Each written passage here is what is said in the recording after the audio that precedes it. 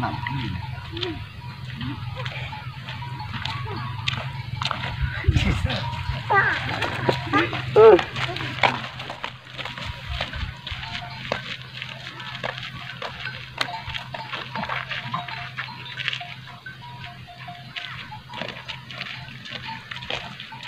có mà đó chỉ là nè một tán là lò sữa đó ba cho cô na cho cô na cho cô na ha ô anh chưa vừa ra chưa nè chưa có tấm mình con sai đâu giờ lên tay giờ cô yêu đó tôi nhanh xử kêu tôi mua có vợ chào cô chị ơi chào tôi mua có lúm bè hồi chào cô có bác huấn à đeo có nhóc ở tựa cô nhóc có tí tuổi cô nhóc tí thía ngồi kèm mò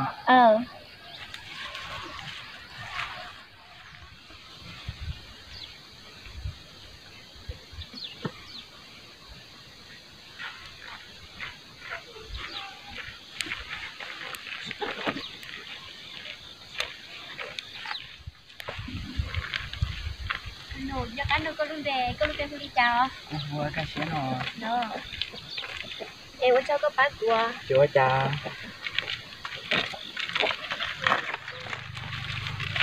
có cái xía là cho cái xía là em phải cái xía cho tao là cái sao có sự trẻ cũng là phải cái xía cho mà thôi tao là nhưng mà một có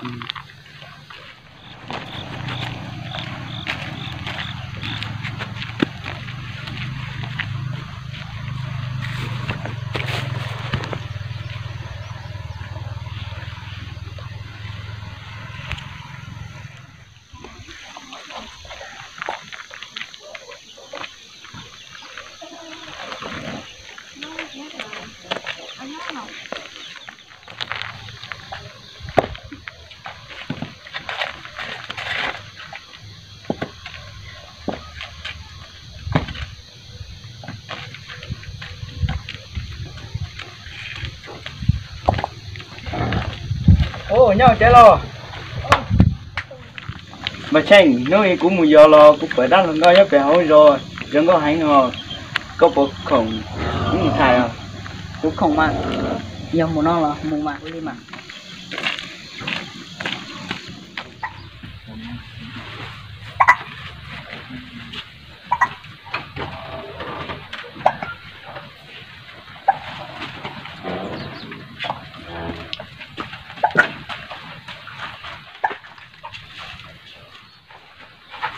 ông của cái nhau chơi rất lo cái xía ở đây tôi lo tôi mà sợ to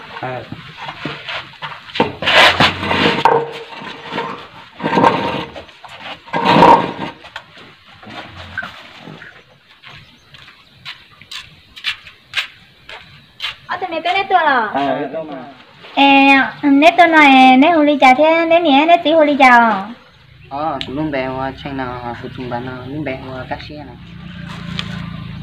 cũng nhớ phụ tí hoa chanh lâu nào phụ chung bán nào chỉ muốn nhớ chỉ mất tí à đó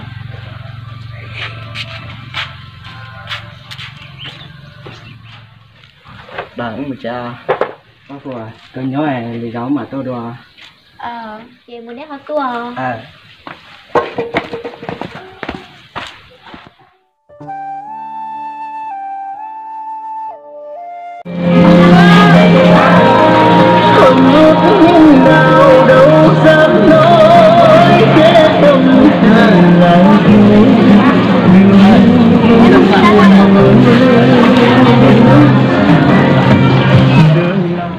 sang hết chưa hả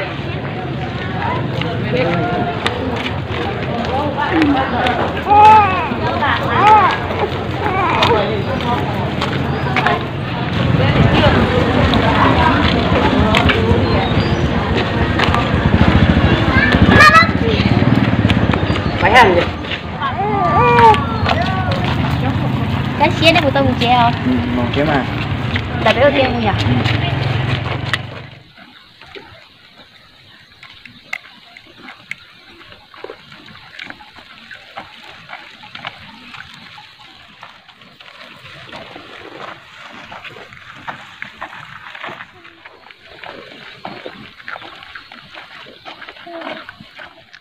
thì nó bữa đó chưa Thầy kêu có một té xưa. đó chắc nghĩ tôi nên nhớ mình phải tao thấy không Tao mà. Cần phải xin chứ phải cái chào.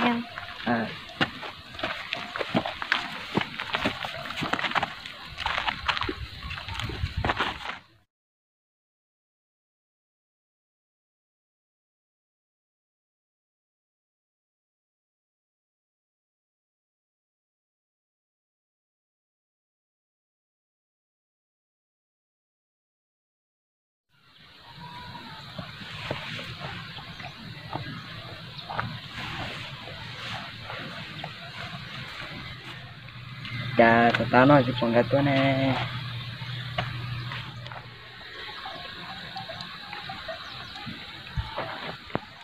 Gạt tôi chứ còn là sao? Cái thứ tôi là Đúng rồi. cái tối đẹp quá. Đẹp lắm à.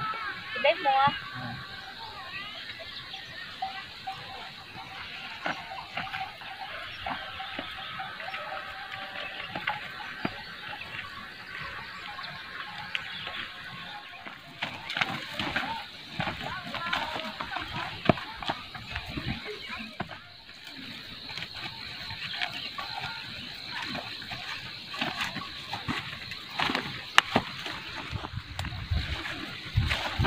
Cái gì à, bên đây té nhân định nó. Đó.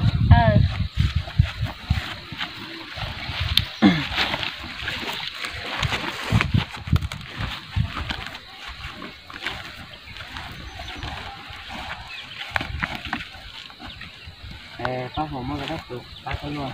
Tôi đi làm á.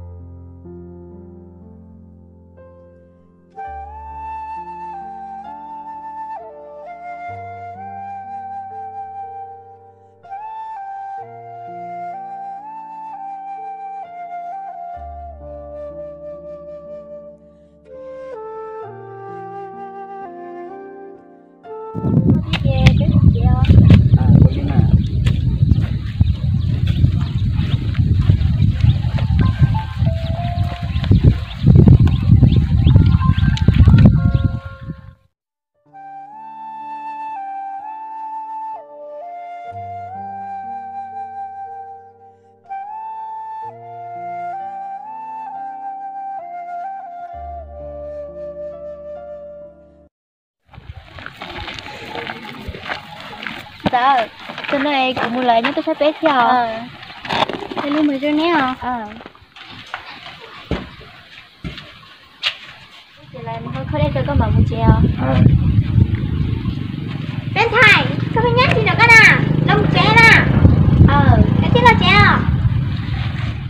Mẹ tu, xin nó là một cái sát tuần thì của tôi bên thành gì nữa? Dạ, có thể thì có được cái xe nè. Bác hồ hãy đi để cùng trả nào. Điều đó của họ.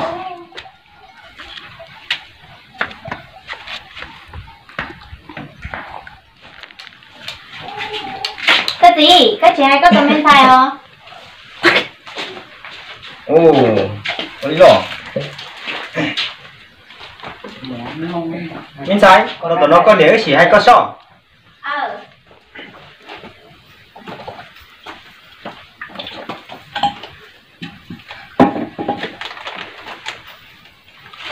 Nhà thế tí đấy hay của đã chiều.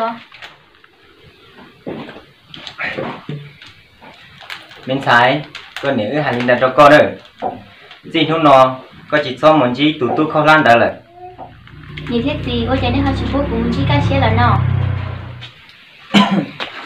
Minh Sai, vì hay tiền, có nếu ít tụt mua còn khai trò đã lâu là tụt tụt lại. Có chỉ muốn cho tụt tụt đã oxy ý rằng gì đi là nữa.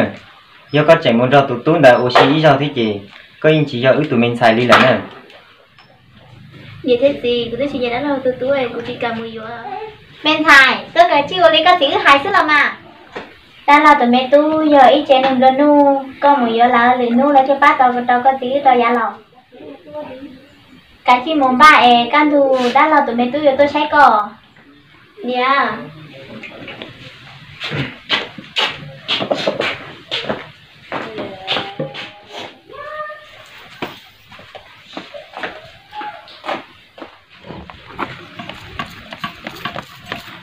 Cái gì à? Trên đường. Có. Chúa chào tí dân cho con sợ. Đó. Quá có tới tôi sợ chế cha.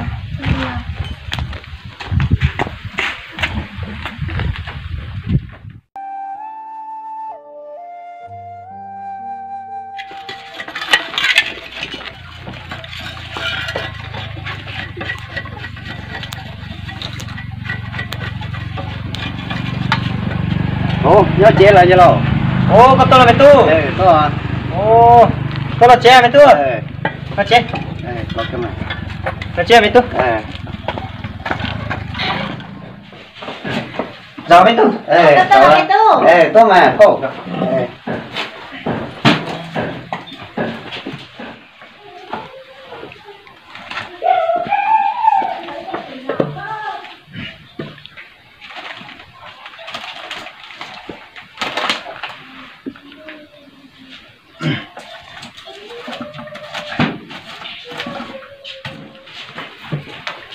Cái này, một hôm mình xài là chế.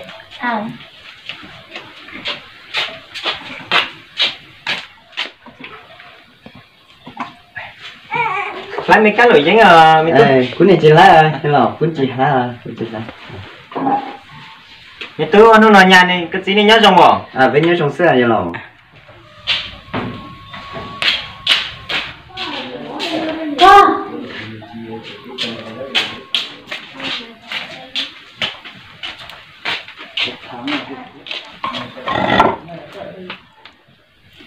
Cái gì, chị bỏ từ bên thải nè. Hả? Chị bỏ từ bên thải nè. Mày tu, ở trên đây to nhà mình xài mua hao lửa là sẽ nhà anh chỉ vô lò. Lò, lò. Cuốn này.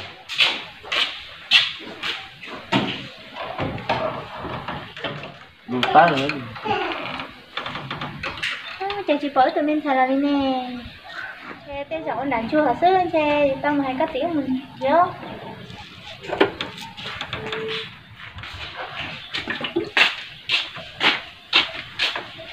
Cái gì? Bởi từ bên xài chị đánh chồng kia sao? Ô đi lò. Chị, mày tu. Chị có nhớ từ họ chị có phao món chị hao lửa. Một chị một mình chị hao lửa cho. Ô đi à. Chị có nhớ cho chị á?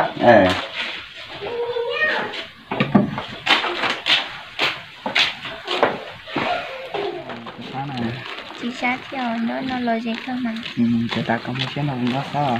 Tại nhớ Bên thải. Có tôi nhớ chị là con này. Tỏ khó là, của tôi là tiền của các chị dân chị của tôi bên thải nó nè. Muốn chế bên thải. Bác Cái Phú gì ơi. à? Bác Phú ơi. Cái gì à?